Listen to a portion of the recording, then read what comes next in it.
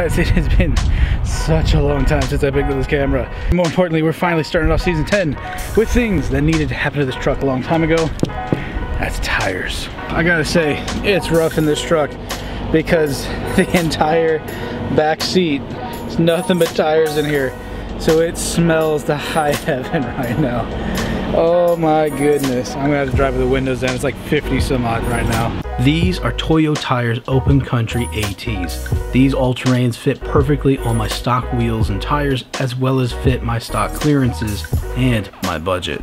If we were gonna go with like a crazy aftermarket setup, I would have just bought wheels with the tires mounted, but because I like these wheels, I needed some tires, and that's why we're going with these ATs. In addition to getting these tires done, I also got our handy gasket kit, because most likely we're gonna need to do a little bit of gasket work. Our trailing arm bushings are totally gone. We needed to replace them, and now we've got the sport model bushings, which are gonna fit perfectly.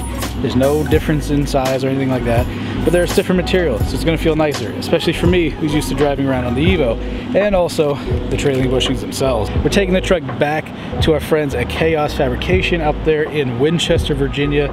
These guys are really good at what they do. They are probably one of the most reputable shops I could ever refer anybody with an old Japanese truck like mine. Pajero's in some good hands. Good stuff. Sure. Like, I know gas prices and all that jazz is back and all, but would you take payment in the form of mochi? I'll do that. I'll do 2 mochi and 3 cows. Goats. Actually, I just want fuel. It sincerely does not help that the fuel economy of both of my vehicles is not great, and I'm driving 20-ish miles for work. And the Evo makes 9 miles to the gallon or something like that. We'll see you in a couple days, my friend. Look at these things, though. Look at how fat that is. That's flush, dude. This is better fitment than my Evo. Wait. What are those? They're called my candles. Dude, though, they're flush. Look at it from the front. Oh, I see it. They're literally flush. That's amazing. I got fitment. I didn't even need aftermarket wheels. Marketing. Oh my goodness. Those Toyos look great too. Let's see, are they sticky? Because I know they did some test driving. Oh yeah, that's nice. So, the Pajero is finally home. After a week of work, the Pajero is back, and it's time to test drive it. Whew. Oh. Dude, just backing out of that parking space just now. Oh my goodness. This rack feels so much better now. This truck feels so good. This thing is just a perfectly smooth cruising machine now. It's limber, it corners. I can whip around this one corner I'm driving up to right now. And it's like, yeah, everything in my truck just moved from G's, but like it's just so smooth now. Before, I would be concerned about leaning into the next lane.